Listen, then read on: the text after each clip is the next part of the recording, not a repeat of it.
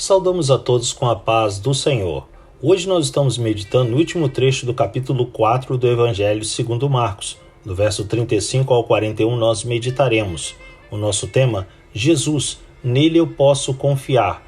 O texto bíblico nos diz assim: Naquele dia, ao anoitecer, disse ele aos seus discípulos: Vamos atravessar para o outro lado. Deixando a multidão, eles o levaram no barco, assim como estava. Outros barcos também o acompanhavam. Levantou-se um forte vendaval, e as ondas se lançavam sobre o barco, de forma que este foi se enchendo de água. Jesus estava na polpa, dormindo com a cabeça sobre um travesseiro. Os discípulos o acordaram e clamaram: Mestre, não te importas que morramos? Ele se levantou, repreendeu o vento e disse ao mar: Aquiete-se, acalme-se. O vento se aquietou e fez-se completa bonança. Então perguntou aos seus discípulos: Por que vocês estão com tanto medo? Ainda não têm fé? Eles estavam apavorados e perguntaram uns aos outros: Quem é este que até o vento e o mar lhe obedecem? Meus amados, é incrível ver a disposição do Senhor em cumprir a sua missão de evangelizar as pessoas.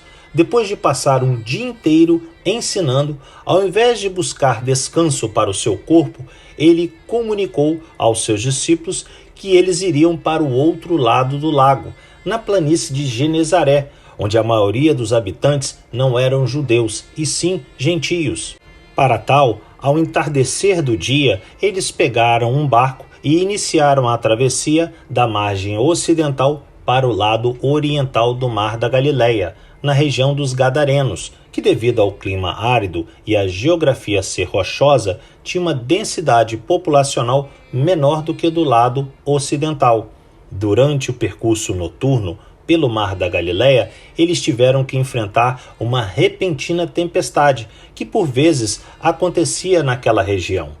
Enquanto grandes ondas, provocadas por fortes ventos, açoitavam e inundavam a embarcação, Jesus dormia profundamente, provavelmente vencido pelo cansaço. Já os discípulos foram tomados pelo medo, por causa da grave situação e do eminente risco de naufragarem. Assim, eles acordaram o seu mestre para que ele tomasse ciência do que estava acontecendo e resolvesse, de alguma forma, aquele grave problema.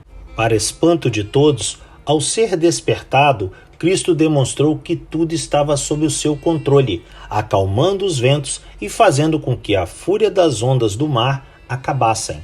Na sequência, ele exortou os 12 para que não fossem tão incrédulos e tivessem mais confiança em Deus e na força de seu poder.